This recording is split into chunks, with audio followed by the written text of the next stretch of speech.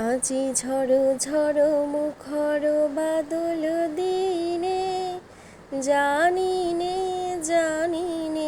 কিছুতে কেন যে মনো লাগে না। আসসালামু আলাইকুম ফ্যামিলি কিচেন অ্যান্ড ব্লগে আপনাদের স্বাগতম। দেখতেই পাচ্ছেন আজকে এই বৃষ্টিমুখর দিনে আমরা কি রান্না করব।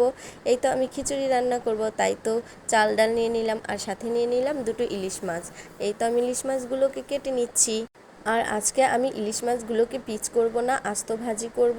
আর এই আবদারটা ছিল আমার ছোট ভাইয়ের, যে ও খিচুড়ির সাথে আস্ত ইলিশ মাছ খাবে। আর আমি ইলিশ মাছের মাঝখানেগুলো একটু ফেলে নিয়েছি যাতে মশলাগুলো ভালো করে মিশে যায় মাছের সাথে। ম্যারিনেট করার জন্য কিছুটা হলুদ, মরিচ আর লবণ নিয়ে নিচ্ছি। এবার এই তিনটা মশলা ভালো করে মেখে নেব আর এটা কিছুক্ষণ রেখে দেব যাতে মাছের সাথে মশলাগুলো ভালোভাবে মিশে যায়। এই তো তারপর নিয়ে নিলাম কিছুটা আতপ চাল। আর আজকে আমি খিচুড়ি রান্না করব আতপ চাল। পেঁয়াজ মরিচও কাটা হয়ে গেলে একটা হাঁড়িতে দিয়ে দিব কিছুটা ঘি আর দিয়ে দিব কিছুটা সয়াবিন তেল।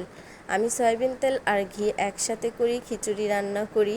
এতে ঘিটা অল্প দিলেও স্মেলটা খিচুড়ির সাথে মিশে যায়। দিয়ে দিলাম কিছুটা গোটা মশলা। এখানে ছিল এলাচ, দারচিনি, লবঙ্গ আর তেজপাতা। এরপরে দিয়ে দিলাম আদা রসুন পেস্ট। এরপর এটা কিছুক্ষণ ভাজা ভাজা করে দিয়ে দেব পেঁয়াজ কুচি। আসলে আমি এভাবেই খিচুড়ি রান্না করি, আর এক একজন আমরা এক এক রকমের রান্না করি। তারপর সাথে দিয়ে দিচ্ছি কিছুটা গুঁড়া মশলা, যেটা বলতে আমরা সবাই জানি যে হলুদ, মরিচ, ধনিয়া, জিরা গুঁড়া। আর আর একটা আমি মশলা ব্যবহার করি, সেটা স্পেশাল শাহি মশলা। এই মশলা আমি মাংসে, গরুর মাংস, মুরগির মাংস, তাছাড়া খিচুড়ি, বিরিয়ানি, তেহারি যে কোনো খাবারই দেওয়া যায়। আসলে মশলাটা খুবই ভালো।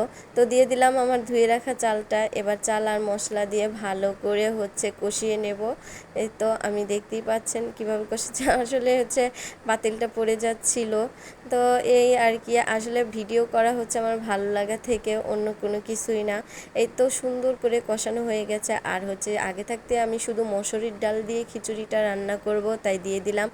আমি মসুরির ডাল কিন্তু আগে থাকতে সিদ্ধ করে নিয়েছি। আর চাইলে এখানে আপনার কাঁচা মসুরির ডালটাও ব্যবহার করতে পারেন। আর আমি এভাবে দিলে আর কি ভালোভাবে খিচুড়ির সাথে মিশে যায়। আর এইখানে আমি মাছটাও ভেজে নিচ্ছিলাম। আর ওইদিকে তো খিচুড়িতে পানিও দিয়ে দিয়েছি। আসলে দেখতেই পাচ্ছেন আবহাওয়ার কি অবস্থা, চারিদিকে পানি। আর এই আমার খিচুড়ি আর মাছ ভাজা। এই তো মাছ ভাজাটাও হয়ে গেছে। আর এই আমার খিচুড়ির ফাইনাল লুক। মাশাআল্লাহ, খেতে যেমনটা মজা হয়েছিল। আর আমার ভিডিও যদি আপনাদের ভালো লেগে থাকে তাহলে লাইক, কমেন্ট, শেয়ার করতে ভুলবেন না। আসসালামু আলাইকুম, আল্লাহ হাফেজ।